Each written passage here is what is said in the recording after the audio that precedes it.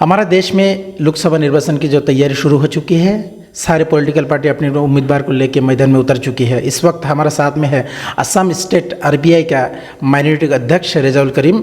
उनसे बात करेंगे। उसका और आप जो है धुबरी लोकसभा जो समष्टि है उसका भी उम्मीदवार भी है, उनसे बात करेंगे उसका तैयारी के मुतालिक। आपको हमारा चैनल में स्वागत है।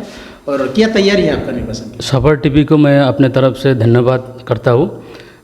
इस बार जो लोकसभा चुनाव है, लोकसभा चुनाव में रिपब्लिकन पार्टी ऑफ इंडिया 8 वाले पार्टी से 5 उम्मीदवार को खड़ा किया और उनमें से मैं भी एक उम्मीदवार हूँ धुबरी लोकसभा कॉन्स्टिट्यूंसी से। इस बार जो लोकसभा चुनाव है बिल्कुल अलग तरीके से चुनाव होगा, क्योंकि पब्लिक का जो डिमांड है, पब्लिक का जो कहना है कि इस बार जो डेवलपमेंट का जो काम किया है, जो पार्टी ने डेवलपमेंट किया है देश के लिए जो काम कर रहा है, उसी पार्टी को इस बार चुनाव में सपोर्ट करेंगे।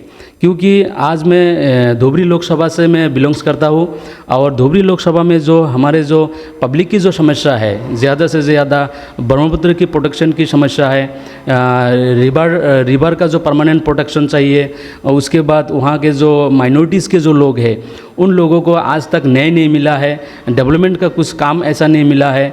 जो इससे पहले जो सरकार थे कांग्रेस ने वोट बैंक के हिसाब से इस्तेमाल किया है, लेकिन पब्लिक का कोई बेनिफिट नहीं करवाया है। कांग्रेस के वजह से आज हमारा माइनॉरिटी बहुत नुकसान में है। इसीलिए इस बार हमारे पार्टी की तरफ से हमारे नेशनल प्रेसिडेंट एवं यूनियन मिनिस्टर माननीय रामदास अठावले साहब ने इस बार जो चुनाव में कैंडिडेट खड़ा किया, उनमें से मैं भी एक कैंडिडेट हूँ।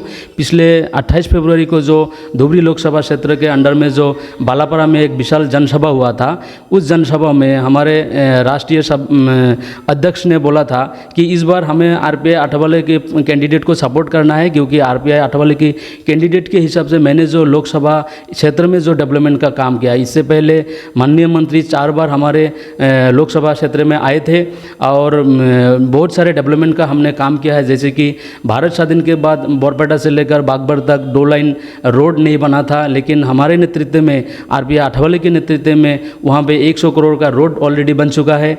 वहाँ पे शिक्षा के लिए मॉडल डिग्री कॉलेज बन चुका है 12 करोड़ का केंद्र और राज्य सरकार के जरिए।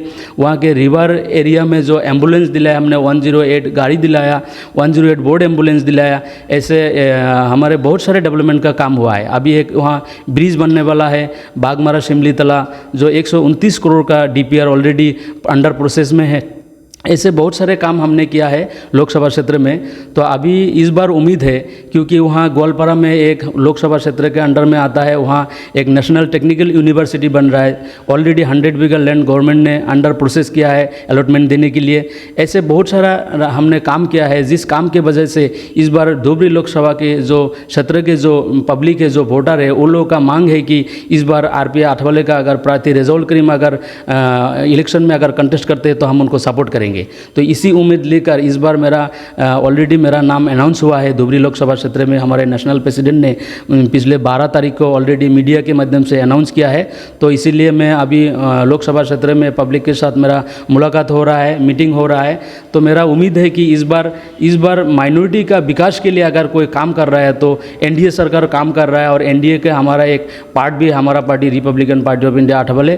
तो इसीलिए इस बार उम्मीद है कि आरपीआई अठावले को पब्लिक सपोर्ट करेंगे और यहाँ धुबरी लोकसभा से चुनाव में मतलब जीतने के लिए पूरा उम्मीद है हमारा। इस वक्त जो है कांग्रेस की तरफ से रकीबुल हुसैन और एआईयूडीएफ की तरफ से बदरुद्दीन अजमल है, और बदरुद्दीन अजमल जो 3 बार के एमपी रह चुकी है। तो आपसे किसके साथ मुकाबला हो गया आप सोचते हैं?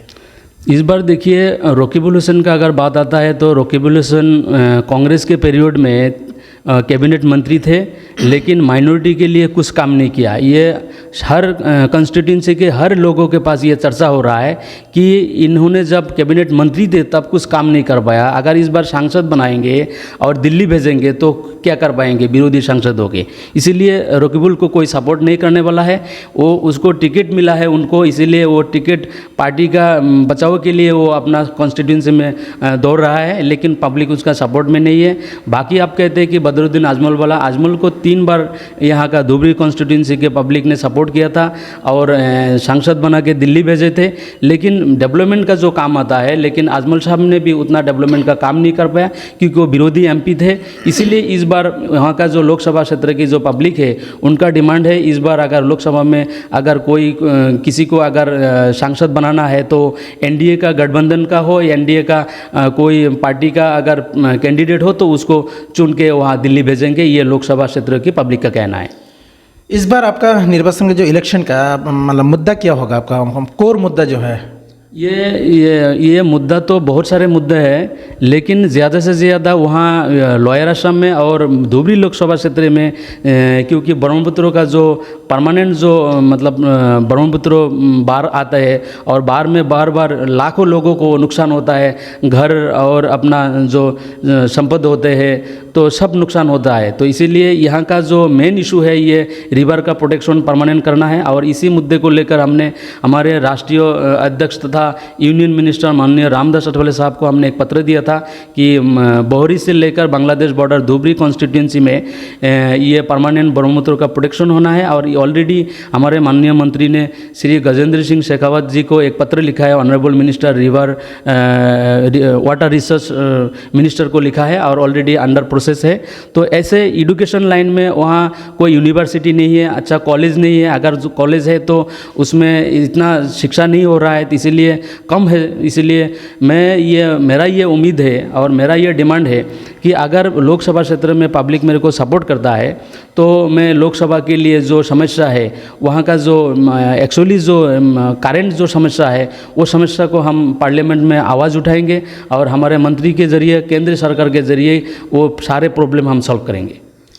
तो हमारा साथ थे रिपब्लिकन पार्टी ऑफ इंडिया की असम डिस्ट्रिक्ट के माइनॉरिटी के अध्यक्ष रिजवाल करीम साहब, इतने बिजी शेड्यूल में से हमको इतना टाइम दिया और आपको धन्यवाद।